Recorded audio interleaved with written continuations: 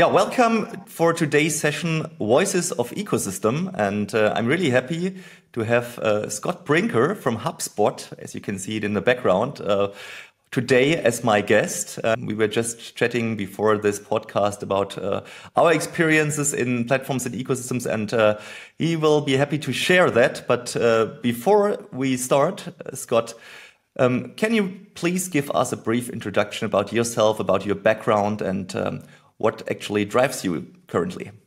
Yeah, well, thank you for having me here. So I wear two hats in the industry. Professionally, I'm the VP of Platform Ecosystem at HubSpot, where I'm responsible for really the ecosystem of our technology partners. The largest portion of it is about 1,500 companies that have built integrations to the HubSpot CRM platform. I joined the company about 6 years ago as the company was looking to make this evolution from being a great product company to really being an open ecosystem company, where the value to customers wasn't just what HubSpot was building, but what all of the folks around the HubSpot platform also had to offer. Aside from that, for the past 15, 16 years, my labor of love, my passion project, is I've been writing a blog at chiefmartech.com that was all about this intersection between the worlds of marketing and technology that, years ago started off on opposite ends of the career spectrum, and over the past decade have collided and entangled in various interesting ways. And so, between these two, if ever you've seen any of those charts of the thousands of different MarTech tools out there, I apologize. That's one of the things I've produced to help people get their arms around the scale and scope of this industry.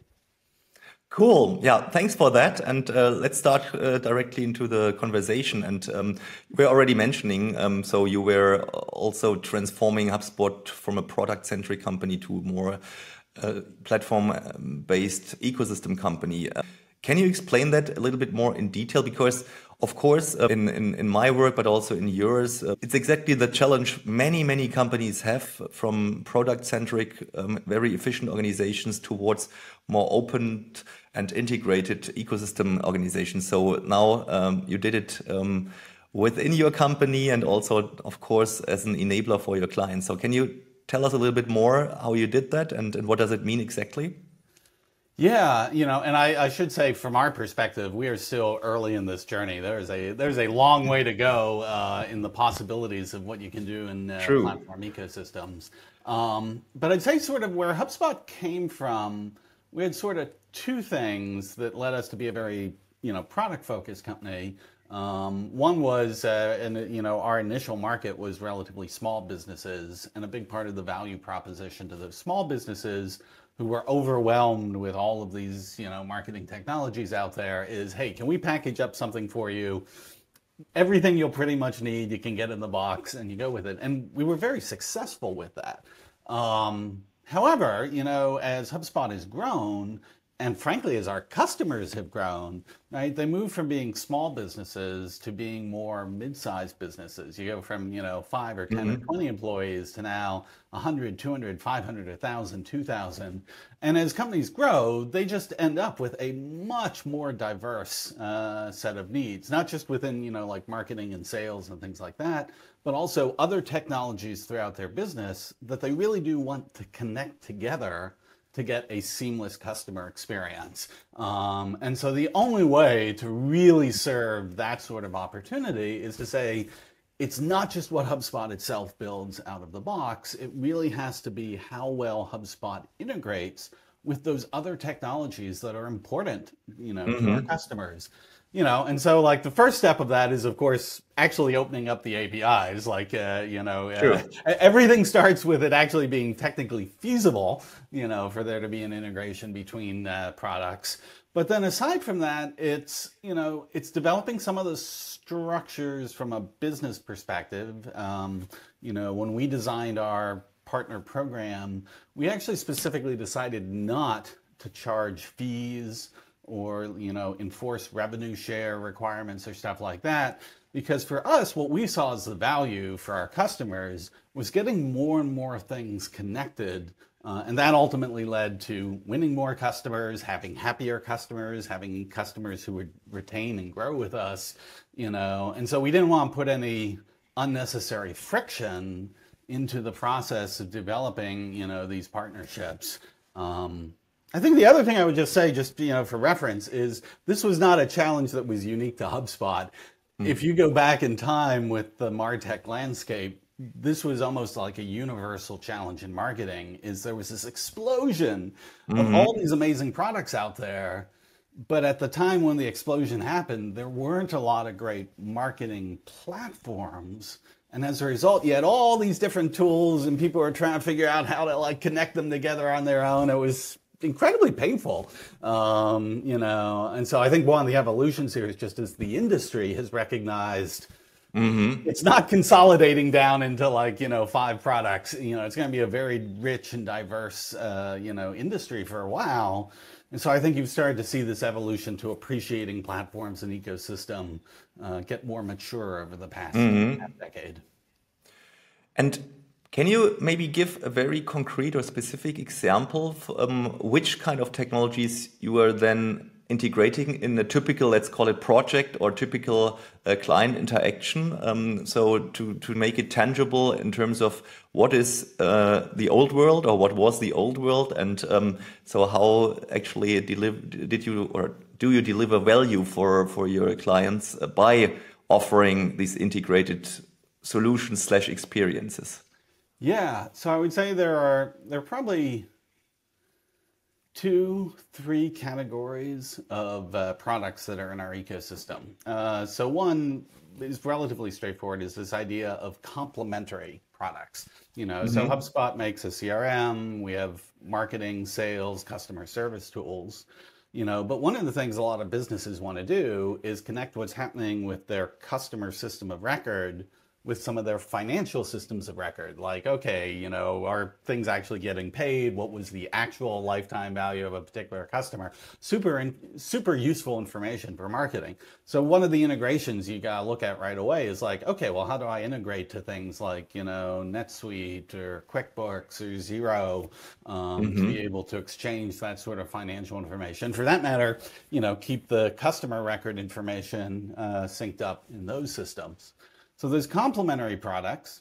Then another category we get are folks who there's a little bit more of a competitive overlap, but not really. A product like HubSpot has a very wide footprint, because again, we're trying to, for, a lot of the businesses getting started, give them essentially everything they need, to get started and get growing. Like a great example would be we have built-in advertising management capabilities into our products. So a small business can get started, start running ads, start seeing the impact directly, close the loop in their CRM. That being said, as companies grow and they perhaps get into more sophisticated kinds of advertising strategies they want, or they want to access more kinds of advertising networks, then we would have a partnership with a product like StackAdapt, that is a really state-of-the-art, DSP. And now that product integrates with HubSpot. Now, for a lot of our customers, they don't need StackAdapt yet. They're not ready for that level of sophistication. But the set of our customers who are, when they need that sort of capability, having that partnership with StackAdapt is just, it's a really great value for the customer.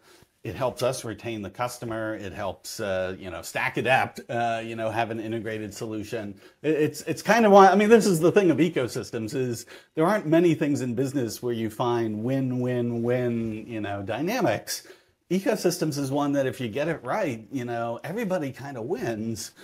And then I guess the third category would be folks who are doing very specialized extensions, really built for HubSpot. And one example would be, there's a company called OrgChart Hub that, in a lot of B2B marketing and sales, account-based marketing and account-based sales is really how these things run. And so these OrgChart Hub team created this really amazing visual way of mapping out these accounts and keeping track of the triggers for when decision makers versus influencers changed. And again, this adds a tremendous amount of value to customers to have those sorts of really creative and specialized extensions that other entrepreneurs are innovating on top of the platform. And when you look at your customer side, how far are they with their ecosystems? I mean, of course, you are a service provider for them, but of course, you get also in touch with them with their business. And what is there your observation? Is it for them mostly a new topic, or is it for them already learned? How far are they? Of course, on average, there will be a long range or a wide range out there, but maybe you can share a little bit of your perceptions currently you're making on the client side. How far are they? Yeah, it's a great question. So actually, one of the categories of products that we have in our ecosystem are things like partner relationship management systems and account mapping tools like Reveal and Crossbeam. So there's actually a lot of great products in our ecosystem to help companies manage their ecosystem. That being said, I would say, so HubSpot has many, many different segments of B2B businesses that we serve. I would say, we have a chunk that are what you would consider like SaaS companies, software companies, and they probably have a higher propensity to have understood the importance of ecosystem in their own go-to-market, and how they leverage our platform as a part, of their go-to-market operations. My sense is, as you get further away from like the software industry, it's a new concept. Like, I think most businesses aren't yet thinking about ecosystem. But I sort of take that as an opportunity that, it's funny. So one of the things we pay very close attention to, because we're a sales and marketing platform, is what's working in sales and marketing, and one of the things that's become clear over time is the amount of noise in the market, just continues to grow in every industry. And like these tactics around outbound selling, or for that matter, even tactics around inbound marketing, they've slowly started to lose efficacy just because everybody's doing it. So there's this real need, for businesses to find ways to break through that noise. And I think one of the ways you're seeing, there's a whole set of stuff happening around product-led growth, which we could come back to, but a more interesting one is what sometimes marketers call community-led growth. And it's really about understanding the community and the connections and being a participant in it in a way that adds value. And really, once you start getting in that direction, you're like, okay, now I'm starting to think about this as an ecosystem, and who are the other influencers, and how do I build these relationships, and that sort of interconnected web of value that's being offered to customers. And so I feel like the impetus is there for people to start to learn and embrace more ecosystem strategies, but I still see it being a relatively new concept. And if we look now at your industry, the software industry, because I had there also a couple of touch points. Do you think the future will look like this, that we will have also software across company borders when we think that to the end, like an ERP system, but also a CRM system, which actually goes across company borders? Because that is a discussion I had with some of the not only your competitors, but with some players in the software industry. Of course, that's still far away. And the question is, does it come? When does it come? What is there your perspective? If I look in my personal glass bowl, I assume that at the end of the day, the more your clients in all other industries are evolving more towards ecosystem companies, and that will still take some time, maybe a decade, 2 decades, even more, the more they need also software and service providers with an ecosystem perspective, which means if they are collaborating across company borders, more and more also in their core business or in their business, not only in the back-end processes, then that is also that they need an answer from the software industry. So do you share that, or do you have a different perspective on that, or what is your perspective on that? All right, so let me take an example here. So we've already talked about some of the software specifically designed to support ecosystems, partner relationship management products, but also this category of like the account mapping products across businesses. You see it with data clean rooms, or I guess, yeah, probably a more official, way of thinking of this, where companies are implementing software specifically for the purpose of how do they orchestrate and harmonize across ecosystem partnership boundaries, not just within their walls. So I think that's already started. Now, that being said, what you see is the depth of integration, of these technologies into the rest of the technology and operations of, the company. It varies, and I'd say for a lot of companies, they're still relatively early in their journey of figuring how deeply to plug that in.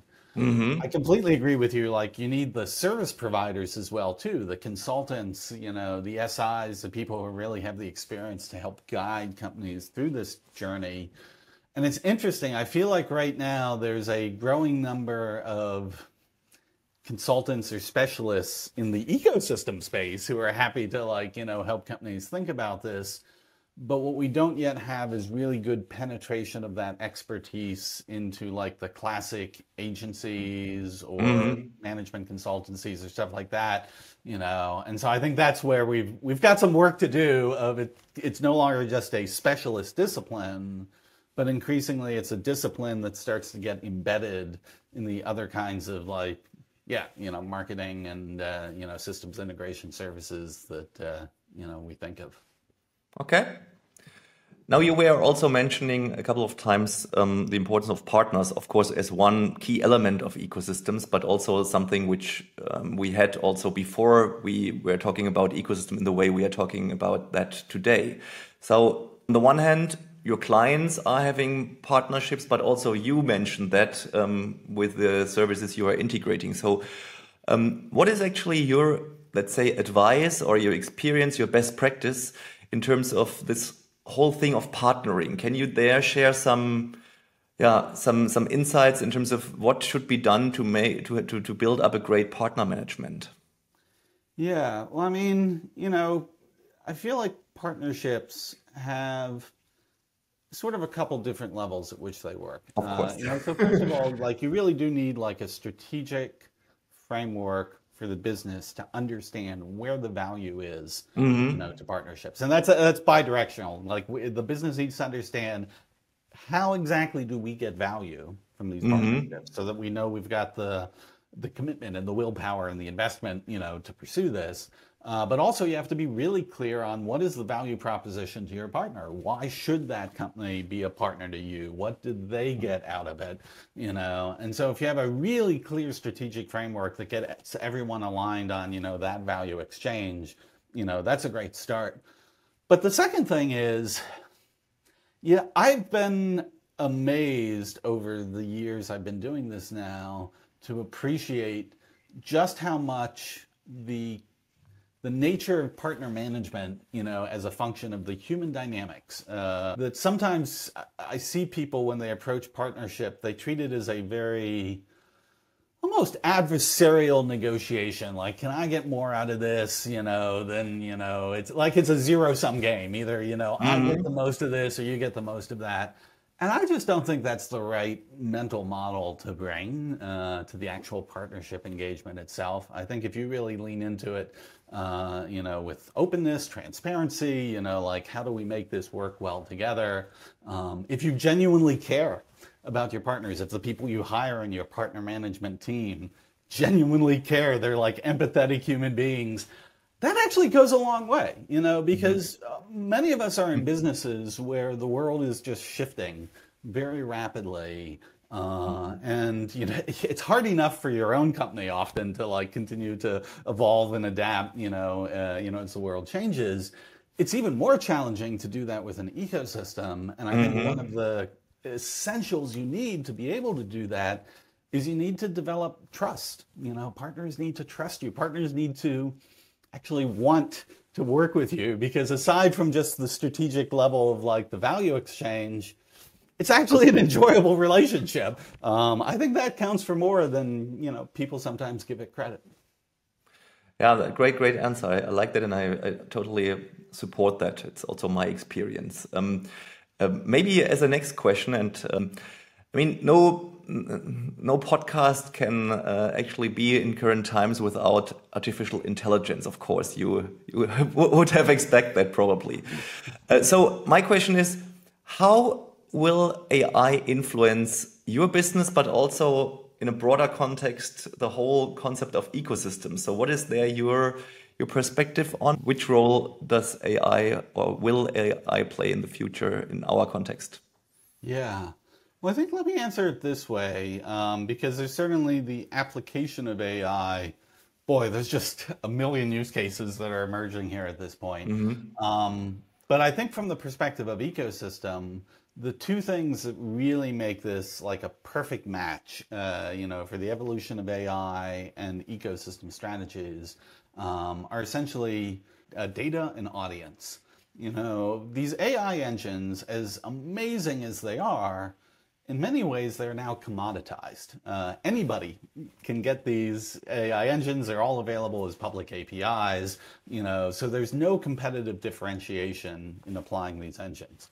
Where the competitive differentiation seems to come in is either A, with data, of like, okay, do I have a data set that is unique enough that the way in which we leverage it, with our AI gives us an advantage? And when I think about data sets, I'm like, okay, well, there's going to be data that you generate yourself in your business and your sort of first-party engagements with customers. There's third-party data that's out on the market. We use that to like enrich and augment, certain data models. But again, those third-party data sources are available to everyone.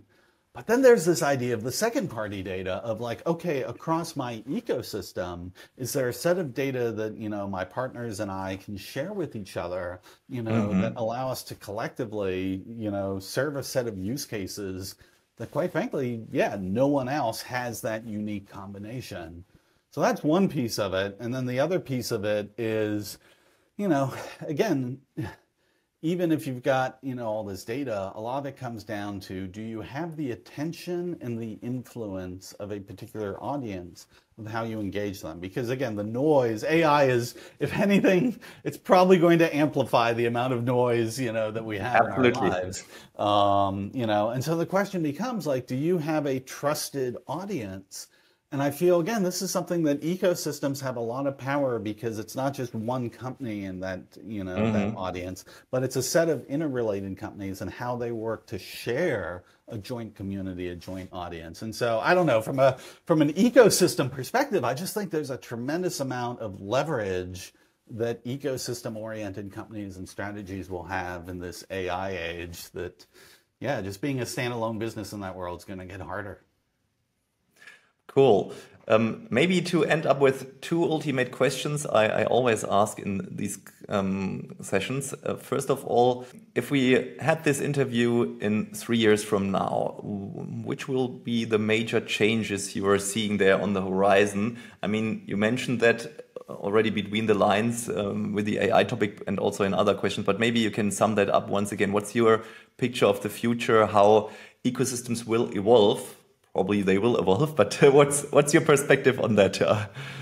I feel like it's getting harder and harder to predict the future as the acceleration of some of these technologies, innovations. It's just, so I'll say this with a try. But I think it is fairly obvious. We are going to embed these AI technologies throughout our businesses, and within the next 3 years, I think that will have extremely deep penetration in how we actually operate most of our businesses.